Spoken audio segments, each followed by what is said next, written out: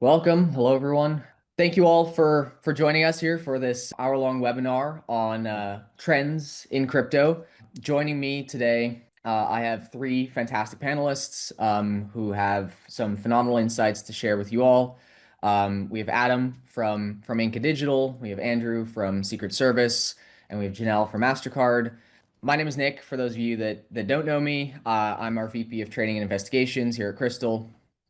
I've been in the blockchain intelligence space for well over 7 years at this point. Um, again, doing services, training, investigations, working a lot with law enforcement and financial institutions. I'll pass the mic to Andrew and we'll go around the room and I'll let our panelists introduce themselves before we get kicked off. Thanks, Nick. As Nick stated, my name is Andrew Frey. I'm with the United States Secret Service. I work out of our San Francisco field office. I'm assigned to our digital assets squad. So 100% of my work involves cryptocurrency and other forms of digital assets. I'll pass it over to Adam. Thank you very much, and good to see everybody. My name is Adam. I'm the CEO of a company called Inca Digital. We are a risk intelligence focused company for Web3 and for fintech.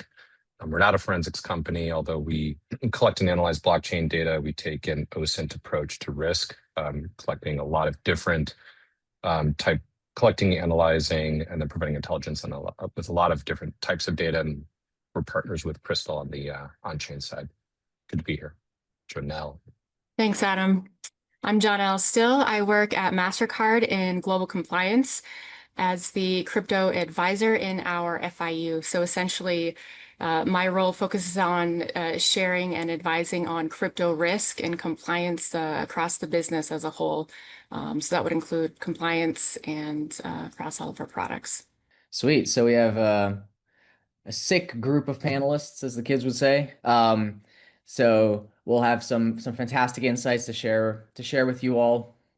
Before we get going, it looks like the vast majority of folks in the audience here today are law enforcement. So I think that's great. I think there's a lot of insights that we can share, very much tailored to law enforcement.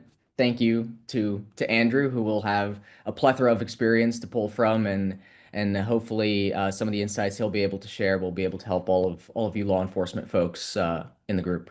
So with that being said, I'll kick it off we'll kick it off with Andrew, who will be presenting on address poisoning. Andrew, the floor is yours.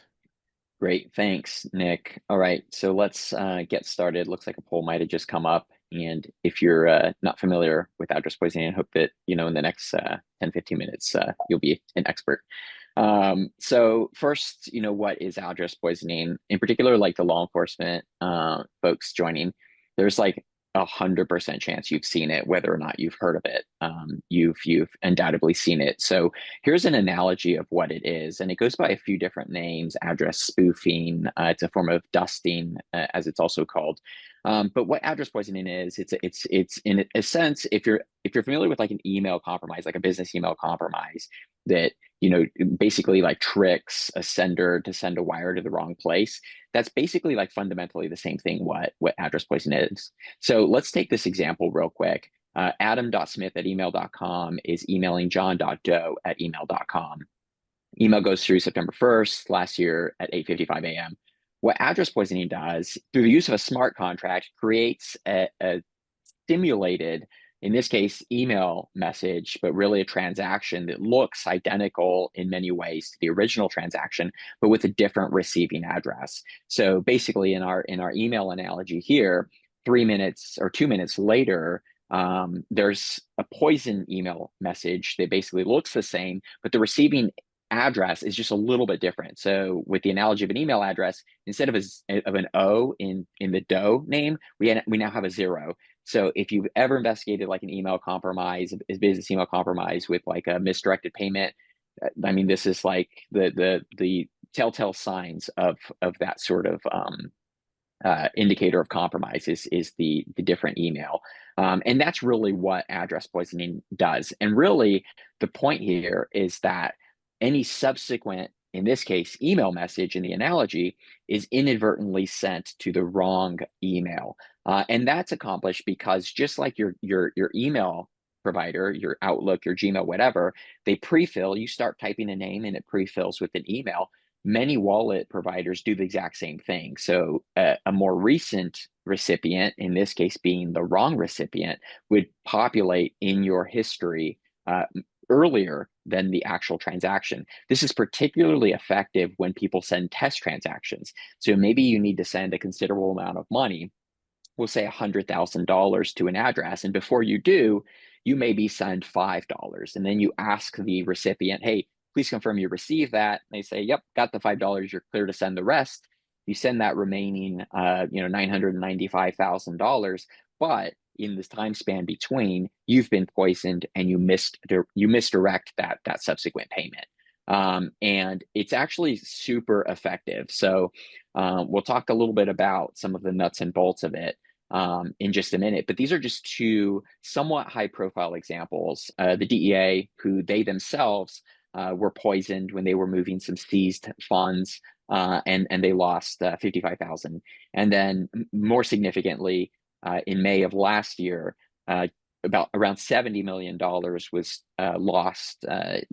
Lost in a sense. We'll get into the details here, but through an address poisoning. And the 68 million is the one that we're going to look at today. So we're going to look in depth at what we saw on chain and some of sort of the unique attributes of this one here.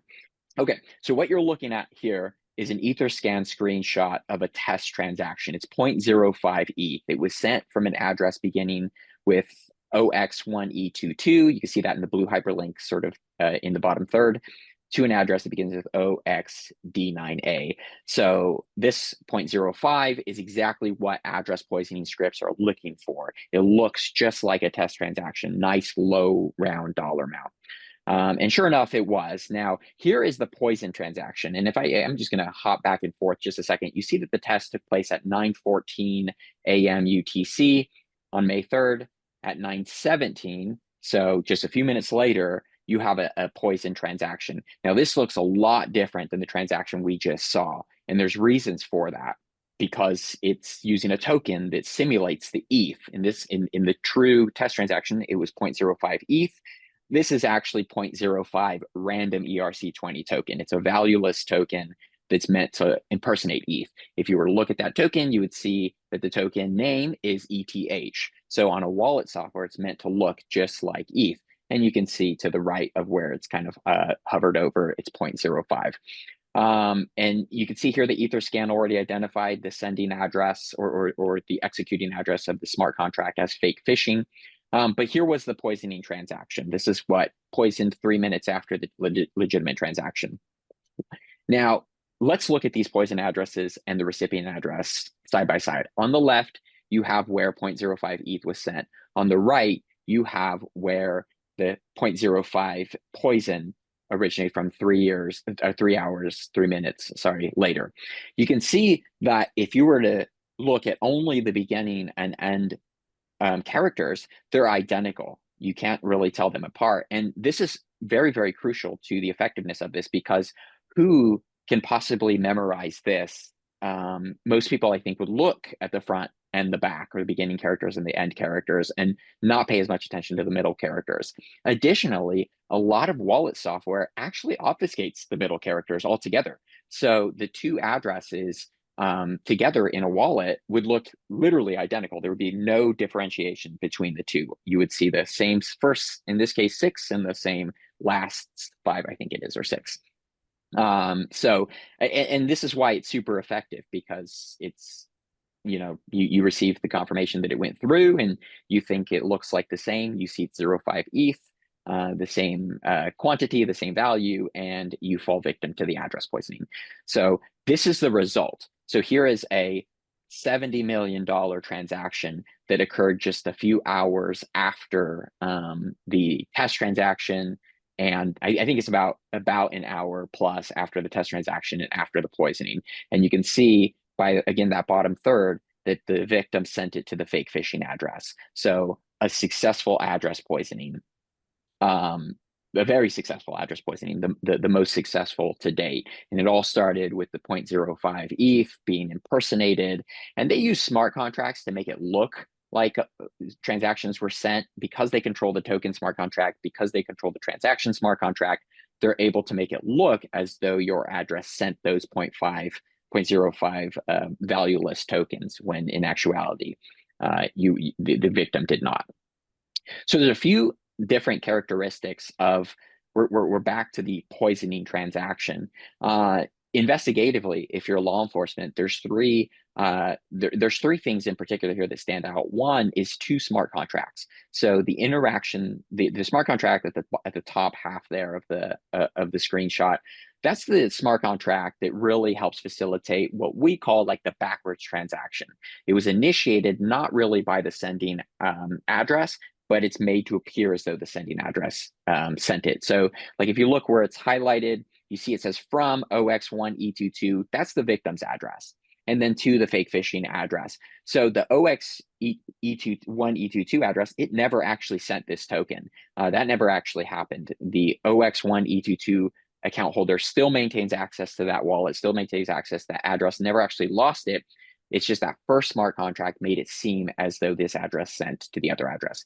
And then on the right-hand side where you see ERC20 token, that's the actual asset that was impersonated. So that smart contract was created probably the day before and is meant to appear like ETH. It's meant to use the same symbol, and it's used frequently, often for just a little bit of time. Now, what's really interesting about this is we're going to look at the left arrow now, that this one transaction, one TX ID, is not one poisoning, it's actually 16 different poisonings. And here you can see at least 5 of them, one being our victim's 0.5 ETH. But you've got a poisoning for 871 of something. It could be ETH, it could be ERC-Fee, DAI, USDC, whatever token they're impersonating. You got 45,000, you got one you can't see, and then 36,000 at the end. So the point with this is that the address poisoning, one of the reasons it's so effective is the volume with which it occurs. So digging into the smart contract that conducted the transaction, we see 306 transactions.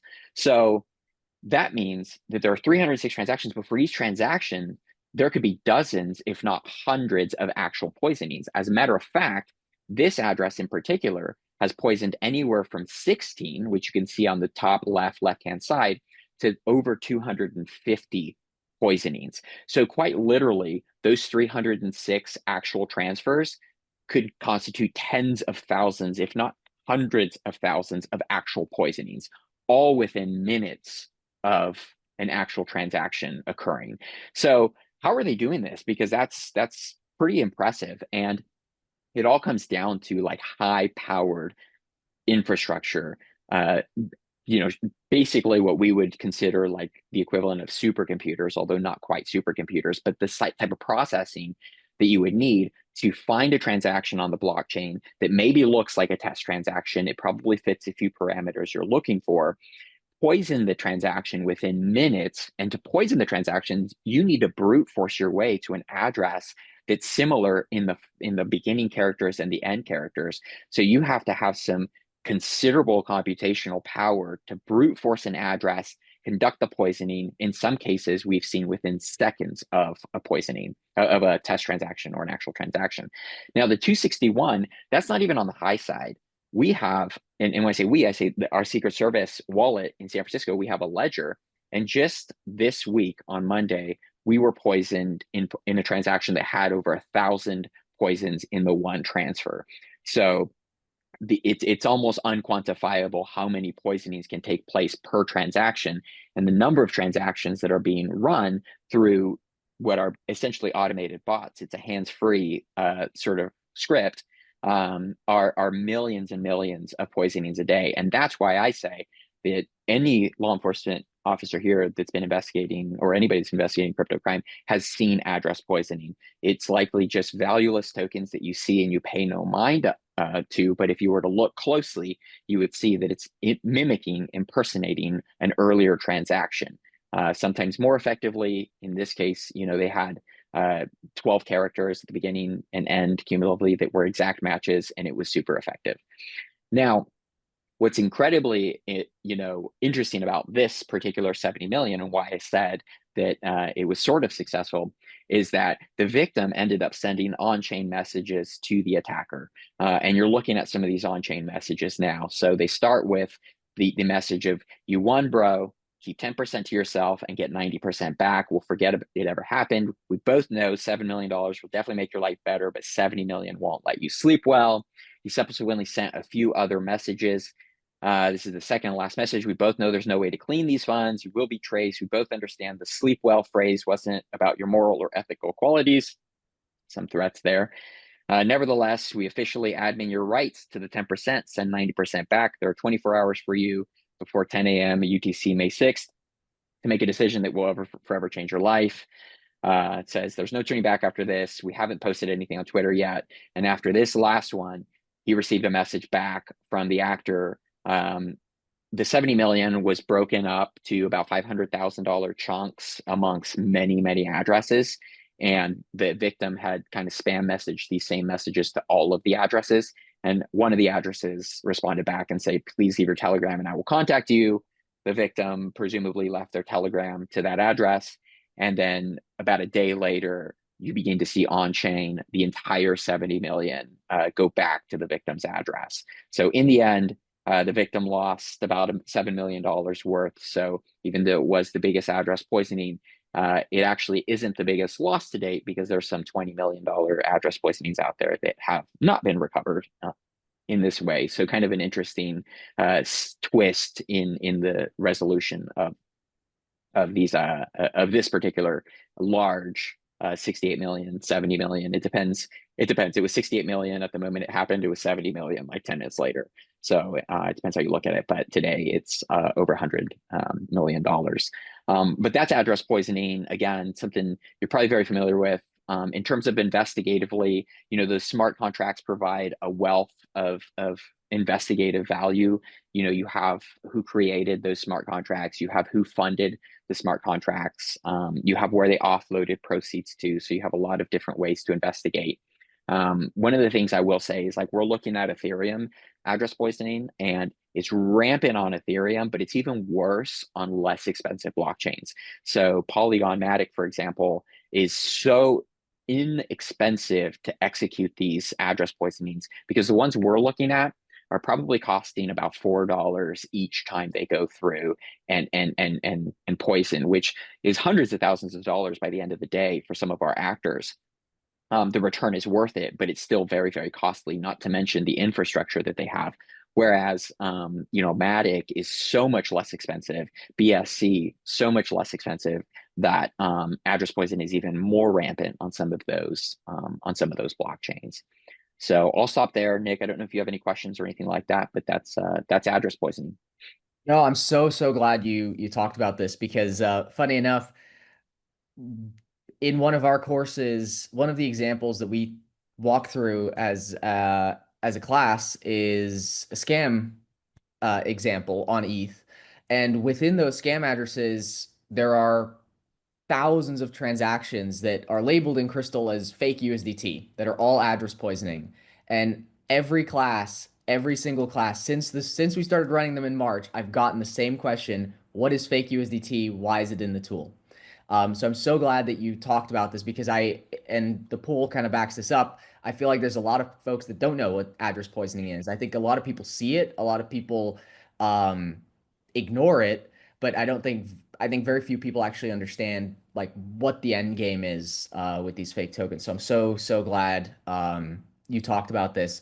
For Adam and Jonelle, what are some ways that from your guys' experience, victims can go about like protecting themselves from this kind of behavior? And Andrew, I guess this question extends to you as well.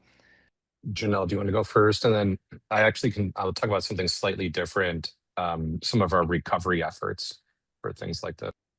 Yeah. So, I mean, obviously you want to be really, really cautious and careful and never get too comfortable when you're sending funds from your wallet, wherever that might be. And you may even want to consider looking at different exchanges that use services that also identify address poisoning and then can help essentially filter that noise out as well. But I did have a question. I was curious because the victims' funds here, and maybe Adam, you can answer this as well, in your experience, given that the funds were returned to the victim and they were able to negotiate this 10% sort of like fee.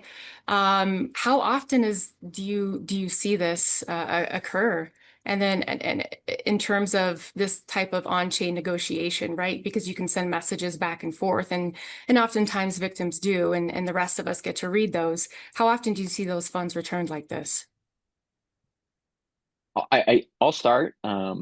It's not never, but it's somewhat infrequent. Like I think that for a lot of the very large exploits and compromises, because they're like nation state sponsored, there's less of a concern about laundering it and morals and this and that. They're better set up to just take the money and run. So I don't think that they would be likely to entertain anything like this. I think that because this is very much like the lottery, like we've seen address poisoning suspects get $20, and then we've seen them get 70 million, and I don't think that they were set up in this case to actually do anything with this money. So I think that this was a unique circumstance, but we have seen, sort of exploits that turn into like bounties, bug bounties of sorts. Not super frequent, but also doesn't necessarily never happen. Yeah, and then what I was going to add here is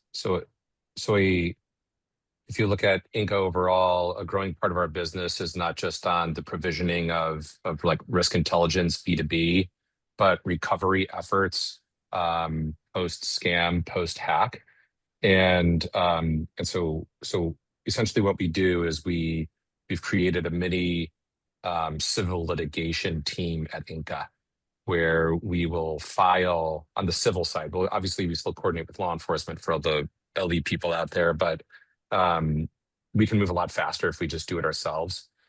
So we'll file cases for conversion, which is just the civil cause of action for theft, and then get a TRO pretty quickly. And like within a week, we can get a TRO, and then TRO the assets if they're sitting anywhere where there will be either a token issuer or an exchange responsive to a TRO. And we have seen an exponential increase in address poisoning cases. So and the networks that we see from our perspective, they're either super, Andrew, kind of like what you said, like they're either like nation state actors that are super sophisticated, where we're not able to TRO the assets. They move to Bitcoin, they're laundering through Tornado Cash or other tumblers, and there's no real opportunity to actually freeze assets, to like more like what we see the other end of the spectrum, more what we see with like pig butchering, where the funds are going to high liquidity offshore exchanges, and then we can actually freeze the assets. But I would say like over the past 6 months, we've seen a lot more cases of address poisoning, and like the range of victims to it has changed. The range of victims have changed too, where it used to be just like individual users, that we're trying to move whatever, $250K, $500,000, now to like we work with a few governments that have been victims of address poisoning, where they're trying to move like assets that they previously froze. Yeah, so we've had some success, but a lot of it is like, obviously it's hard to attribute to any one nation state actor or anything like that, but like DPRK style, where it's harder to freeze the money. All right, cool. Thank you all for sharing. For the sake of time, to make sure we can get through all three of our typologies, we'll switch gears, focus now more with Jonelle and risk washing. So Jonelle, take it away. Yeah, thanks, Nick. So risk washing, have you heard of it? I don't have a poll here at the beginning, but I think for sure you're going to recognize the typology. I won't say that this is necessarily new. It's definitely recognizable. but it wasn't assumed. I think the intent behind the typology or the action that we're going to discuss today wasn't necessarily assumed. And so I know most of you, being investigators, may not be as familiar with on-chain transaction monitoring tools and the nuances of the tools and exactly what on-chain monitoring does for us. So we're going to go through that today, and then we're going to talk about what this typology essentially looks at or looks like from, a high-level overview, kind of in its simplest form. And then I'm going to ask you a few questions in a poll. So what does on-chain monitoring do for us? Well, first of all, you've heard of KYT, Know Your Transaction. So these are commercial tools that are going to support knowing the source and the risk of that source with respect to this deposits and withdrawals at an exchange. Specifically for this risk washing demonstration, we're going to be focused on the deposit side of the equation. But we're going to look, so what these tools are going to do for us, they're going to identify basically risks, and then they're going to, based upon any kind of rule engine that you've set up, they're going to generate some kind of alert for you. And then that alert will need to be dispositioned by your transaction monitoring team and escalated if necessary. So some of the tools will give you the proximity of risk. I may say within a number of hops, or the tools may be hop agnostic. It's going to give you a category of risk. For example, instead of generally illicit finance, we could look at scams, different fraud types, blacklisted addresses, terrorism finance, sanctioned entities, sanctioned jurisdictions, CSAM, etc. And then any kind of amount or percentage of those funds that may come from that initial source on that deposit, right? So we're looking at that initially, that customer deposit and any risk associated as we look backwards to that source. Most exchanges are going to rescreen those transactions to identify any ex post facto alerts. That would be for your blacklisted addresses. That would be for, let's say, example is Guarantex, and in this case, we're going to talk about Grenex. Though they're known to do that address cycling, and so at the point of deposit, the VASP may not have the intelligence to tell them that this is an address that is associated with a sanctions actor or an illicit actor. But as they go through and rescreen, that is, they perform a look back on those deposits and withdrawals, they're going to be alerted to that. And then from there, they can take action, right? So those teams can escalate the case, they can investigate it, they can report if required or necessary. And then they can also take funds, particularly funds from terrorism finance, CSAM, and sanctions, and essentially ring fence them. So this would be like an industry best practice. You would take funds and instead of kind of sweeping them into your omnibus account, which they kind of get mixed in with the rest of customer funds, you would essentially take them and quarantine them in a separate wallet pending the outcome of your investigation. So some of these, it's important to understand that these risk engines and these tools are going to be different, and they're going to afford, I think, different combinations of rules and logic that your exchange can apply, depending on the types of tools or how many tools that they're using, right? So let's look at categories of risk. I mentioned TF, CSAM, sanctioned entities, sanctioned jurisdictions, which is a separate category for some of these tools, and CSAM. And then some of the tools will make care to identify direct interactions. That would be an interaction that directly comes from an illicit actor or fraud or whatever category that you've set an alert for to generate an alert for. So what we would say is like one hop, essentially, versus an indirect risk, however that is defined by the exchange and by the tool, whether that's 2, 3 hops or 100 or 150 and more hops out, where the risk, the source of the risk lies. So some tools take care to make the distinction between that direct and indirect threshold, and others are completely hop agnostic. So they're not going to tell you in terms of hops what that interaction is. Instead, they're going to give you percent exposure. So that percent exposure is, okay, we've identified this illicit source, for example, the sanctioned entity Grenex. And 5% of the funds deposited into this customer account can be traced back to this sanctioned entity, GrenX. So is the alert going to be generated based upon their internal rules logic or not? And this is kind of where GrenX, especially in this risk washing, comes into play. We've seen evidence on chain of them testing various exchange controls and thresholds, particularly percent exposure, by using this methodology, increasing hops, increasing amounts, decreasing amounts, to see if there is some combination of percent exposure and some fiat threshold at which an alert wouldn't be generated, or their funds may not be frozen, or accounts may not be frozen, or they're sent a letter for EDD or something like that, right? And so exchanges can, for example, I could set up an alert that said, okay, I'm using, let's say, for example, a hop agnostic tool. I want to set an alert for terrorism finance. The minimum fiat threshold must be $500, and then the minimum exposure must be 30%. So you're probably guessing at where GrenX is finding the gaps here. That's definitely an area of entry for anyone who is intentionally looking to evade these types of monitoring tools.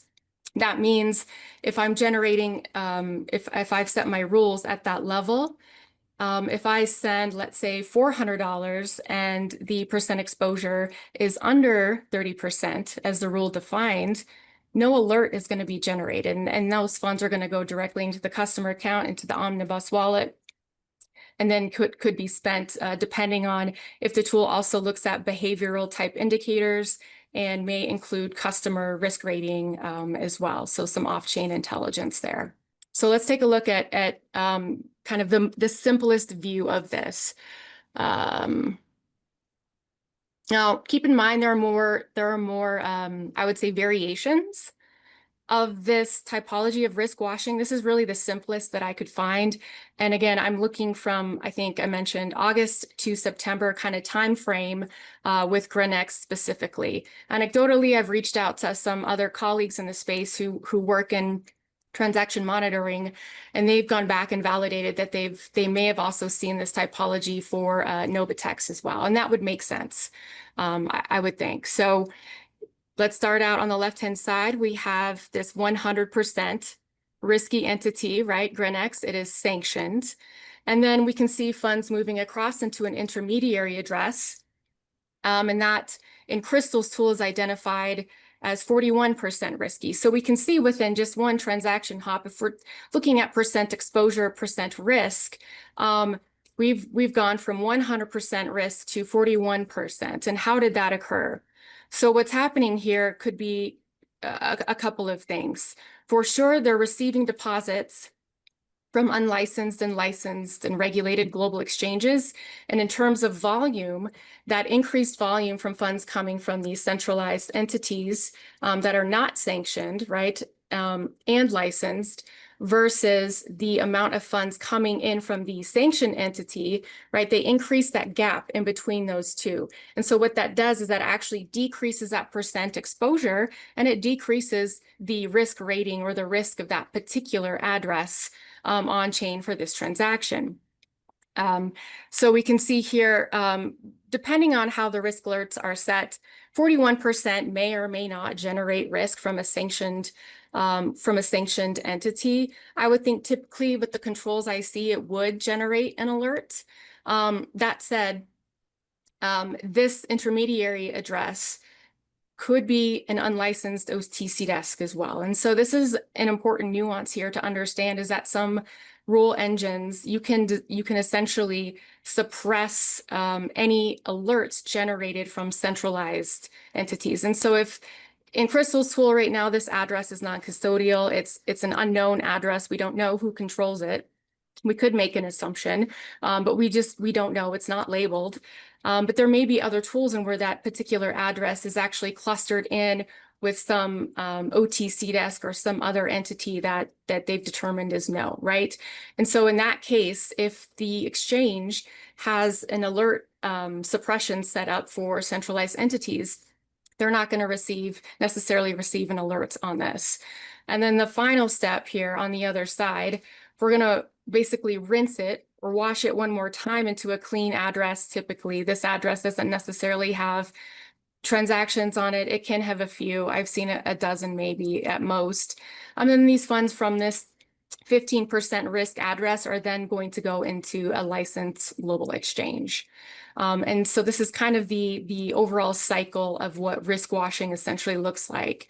And again, if you're in transaction monitoring, probably you've already encountered this before in your work. But in my conversations, people have said, oh, yeah, actually, I think based upon our rule engines and logic and the way we've set up our monitoring, we would miss something like this, or this would be dismissed as potentially a false positive, or if it's identified as an OTC desk, it would be suppressed. That alert would be suppressed. And then therefore, those funds are now available to be moved even further, swapped out for fiat, etc. So what can exchanges do here? In my conversations, and this is really important to understand, right? It's not that these licensed global exchanges, I wouldn't say are intentionally allowing such a thing, but you've got to have to balance your backlogs, your false positives with your rules, logic, and tuning, right? So when we're talking with them, we understand that VASPs all have to take a risk-based approach to their monitoring thresholds. That would include any percent exposure in these thresholds that exist for the various categories. Now, some report that lowering thresholds or lowering their percent exposure, let's say instead of 30% exposure, we're going to lower that to 5% exposure or even zero. That would mean any amount of funds that are essentially tainted from a sanctioned entity would then generate an alert and need to be dispositioned and investigated. That has created an enormous backlog and increased generally their other false positives as well. So this can be a drag on resources. They might be freezing customer accounts that don't necessarily need to be frozen. So we have to look at this appropriate risk balance here. And then kind of one other caveat, GRINX designations can be ex post facto as well. So although their risk thresholds may be set very low, and an alert would be generated, it wouldn't be generated initially on that first deposit, but it would be then on a look back, right? So on that rescreening process that exchanges typically do. So I kind of want to submit to the group here, what are some things that VASPs can do when they're considering their percent exposure and their fiat thresholds in light of this typology risk washing, which GRINX is doing? All right. So while the poll is up and we give people some time to answer before we close and look at the results, this is super interesting, and I'm glad you talked about the perspective of this behavior from the exchange side. We get this question very often. I get this question predominantly from folks that are new to this field, law enforcement that are dealing with crypto for the first time. They say, "Hey, this is pretty obvious. Like tracing this, why did this exchange allow these deposits into their, system when so clearly this is, coming from Grinix or Garantex or Novitex or any of these sanctioned entities or just general like criminal behavior, scam compounds, whatnot." So I think giving this perspective of, what the actual process is that some of these exchanges have to go through is very insightful. Andrew, from a law enforcement perspective, this is clearly something we see on chain. So I'm curious to hear what is your experience with this kind of like risk washing behavior in some of the cases or where you see it? Yeah, it's actually coincidental because this kind of brought back an observation that we had in a large investigation that we had into address poisoning. Not so much the specific transactions or actors that we demonstrate today, but one of the things that we saw in particular was a deposit of funds directly into a VASP, a big VASP with presumably robust KYC and compliance programs. And we were able to trace, it was through Tornado Cash into the VASP, into our actor's account. One of the things we noticed is that the funds came out of Tornado Cash in ETH, and then at the sort of withdrawal address, they were swapped on chain just using like a DeFi swap, like Sushi Swap or something like that, to BSC and then deposited into the VASP. So you quite literally had one intermediary address between a sanctioned at the time exchange, mixer and an exchange, and 100% of the exposure into the exchange would have come from the swap service, not necessarily the mixer. So it would have not been flagged, not been caught, not triggered any sort of compliance reaction or anything like that. And we thought that was, we didn't even think it was necessarily intentional, but I suppose it could have been, but really an interesting sort of effect that it subsequently had, because it's probably hindering appropriate monitoring, appropriate detection through very unsophisticated sort of actions. Yeah, that's super interesting to note. And I think this is sort of goes along the lines, the same advice that we tend to give exchanges that consult with us, and that is well, twofold. I think, Jonelle, you mentioned this. Firstly, check multiple tools, right? One is none, two is one in this regard, because attribution changes. And then secondly, make sure that you understand what you're looking at. I, especially nowadays with like stable coins, talking to more like traditional financial institutions, not necessarily exchanges, we see a lot of folks talk about risk scores. And the question I get is, how do you generate your risk scores? How are risk scores calculated? This and that. And the reality is that risk scores are one aspect, right? A risk score is essentially designed for us as analytics companies to be able to assign some generic risk factor to an unknown address, right? Where we can't see the attribution, or we don't know who controls it. But from a transaction monitoring perspective, there's so much more, as you alluded to, right? Being able to see direct source of funds, 10 hops, 20 hops, 50 hops out. And then, the kind of looking back at our poll results here, the fact that exchanges just kind of need to be willing to take on some more work and some more of this responsibility when it comes to transaction monitoring, lowering their limits to block some more of this activity, even if it means kind of increasing their backlog. Yeah, and I think that it's the answer was all of the above, you guys. And I think like about 70% of you chose that one. But that first one, we're talking about critical categories. I'm talking about TF sanctions and CSAM. You can lower those to zero. So any amount of funds at any percent exposure should generate an alert. And I think that would be a best industry practice. Thanks, Nick. So to make sure we stay on time, we'll switch gears for the final time, and we'll talk about Bitcoin ATMs. So Adam, I'll pass the mic to you. Thank you, and appreciate it. So obviously, I'm taking a little bit of a different approach than the prior two presenters. Like this is less on tactics and more on like part of a scam industry, and one that's been talked about a lot, right? So like I assume, like money laundering through Bitcoin ATMs isn't new for anybody here. The reason why I think it's relevant now is because banks are increasingly entering the crypto space as a direct response to the Genius Act. And obviously in the Genius Act, right, there's a lot of focus on closing illicit finance gaps, pushing financial institutions to develop both, on-chain solutions, right? Like using companies and solutions like Crystal, and then using ecosystem intelligence like Inca. That's all happening. And within the context of ATMs, I think something that's overlooked that is going to that's going to come to the forefront soon is that every Bitcoin ATM operator, and this isn't even on the slides, and it's, by the way, it's intentionally not on the slides. Every Bitcoin ATM operator needs fiat rails, right? So usually through sponsoring or settlement banks that process cash deposits or card purchases. So from what Inca can see, there are a ton of small and mid-tier banks, community banks, credit unions that unknowingly hold accounts for these ATM networks. And so they're exposing themselves to risk through nested risk structures, kind of similar to correspondent banking or similar to what's happening with like banking as a service, which we can get into a little bit. So like, I was going to give you one actual specific example, right?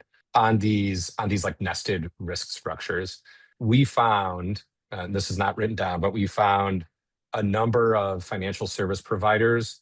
It's tough to identify who these companies are unless you like really dig into like bank account data, wire transfers, all like actual wire transfers and things like that.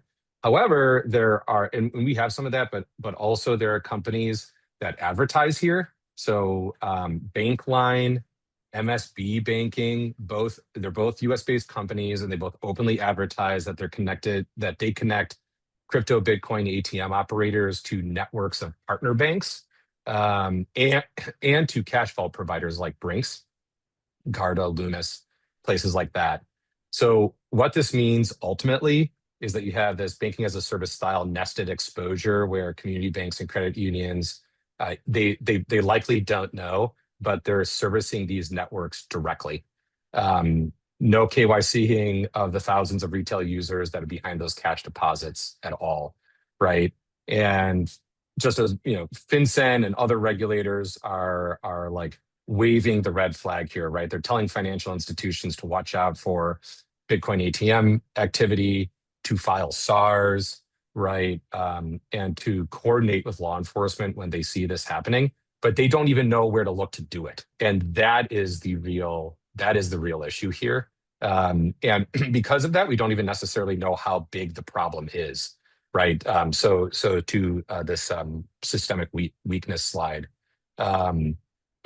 there's what we can tell, right, is that obviously users are paying high fees per transaction. There's a ton of compliance gaps. Some operators have strict KYC AML, but for the most part they don't. And the amounts that have been lost, we estimate, is in the hundreds of millions of dollars, with only small percentages of that actually reported and found across the U.S. And there's new Bitcoin ATMs opening up every day. We think there's around 40,000 right now. Yeah, and then I'm sure that you guys all saw this, right? So the DC Attorney General sued Athena after their research showed that over 90% of all deposits were linked to scams. And some of those scams were money stolen from victims or other types of illicit activity, but the majority of it was pig butchering style scams where you've got elderly people getting coached to go to an ATM and deposit money because they think they have some sort of a relationship with the person on the other end of the phone, and they don't at all.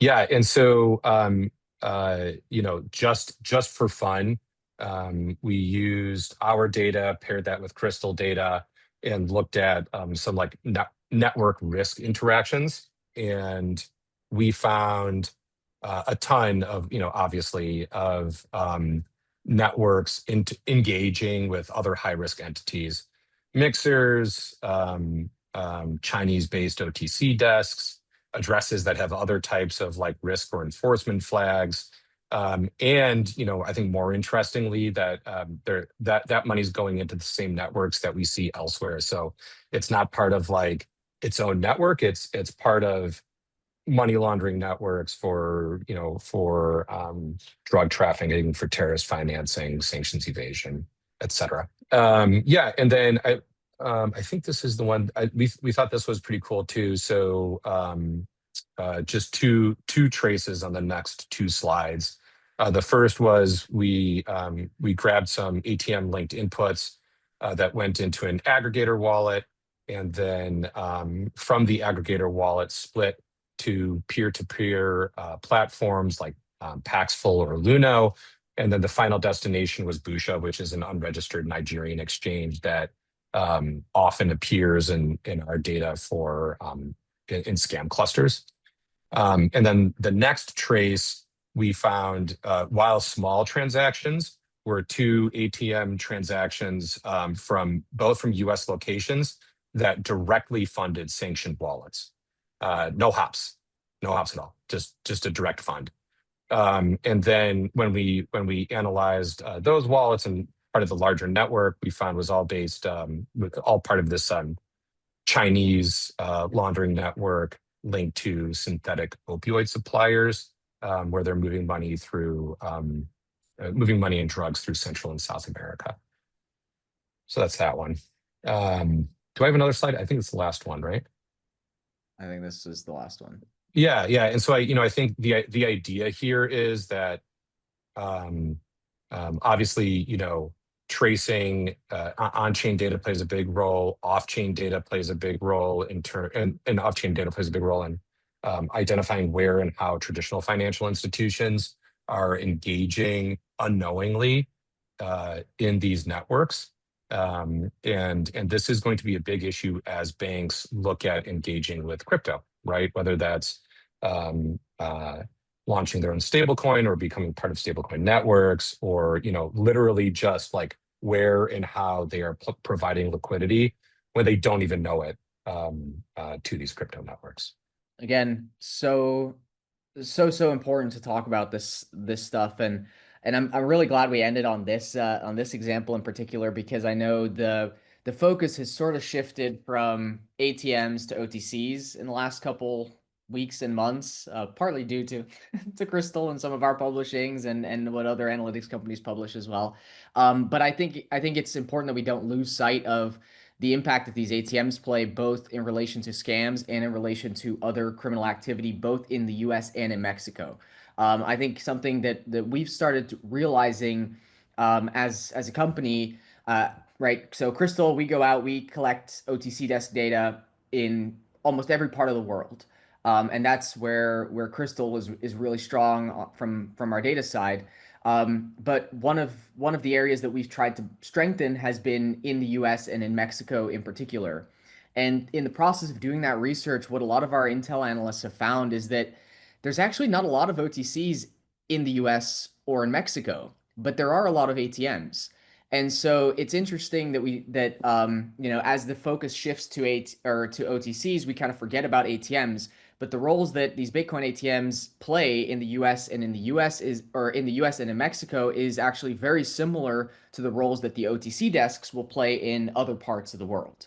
And so we see them used by, predominantly for targeting scam victims, but also for, as with this example here, for the movement of funds, for chemical precursors, for other drug trafficking behavior, weapons trafficking, and so forth. Andrew, we actually first connected when you were still working on scams. I know you shifted to some other focuses within Secret Service, but I know you spent a lot of time looking at scams, especially in the U.S., especially in California. I know you have a lot of experience with ATMs. Any insights you can share from your time working and subpoenaing ATMs? I know there's a lot of law enforcement, so that's probably something they're curious about. Yeah, no, absolutely. So I think that one, Bitcoin ATMs are like this big bad wolf, and overwhelmingly they are definitely used for crime. But generally speaking, they do have, somewhat robust compliance teams and legal teams that, with subpoenas, or maybe if you have access to FinCEN and can find SARS, the data that they hold is actually super useful. So if you're a victim and you go to your local police or contact law enforcement, there's oftentimes a wealth of information that can be found to assist. And then the last thing I will say too is, out here in Northern California, one of the things we did a couple of years ago is we plastered Bitcoin ATMs all within our radius with one-page flyers that just said, if somebody's telling you to do this, if you're doing this for a tax reason, if you're doing this for a kidnapping and a host of other types of crimes, like, stop, and kind of outlined what might be a scam. And it was actually really effective. We saw a photo of one of our signs on a Reddit post that somebody had put that they almost had lost money So that was kind of nice. And that's something that we haven't necessarily kicked up again, but if you're a local law enforcement officer out there, it would take you probably less than a day to canvass the area and put something similar up on ATMs all over the place. Very nice. And I know you guys are in California, right? So I assume your access to ATMs and to getting information and funds back from ATMs might be a little stronger than certain areas. For example, in Texas, where they have resorted to just cutting them open. Jonelle, from a financial institution's perspective, how do you guys deal with ATMs? Like if I'm an exchange trying to get a program with MasterCard maybe, or just with any financial institution, right? Because banking as exchanges has kind of been hard in the last couple of years. What is my stance here? Because everybody says ATMs are bad, and Andrew, I'd like to get your opinion on this as well. ATMs are bad, but are they good? Are they bad? Are they somewhere in the middle? Like how do we deal with this from a compliance side? For any program applications, I would say like writ large, I wouldn't just keep this specific to MasterCard. And I'm not here necessarily representing MasterCard on this, but you're going to have an initial review of the merchant or of in this case of the ATM, and that's typically going to fall on the person who is banking them.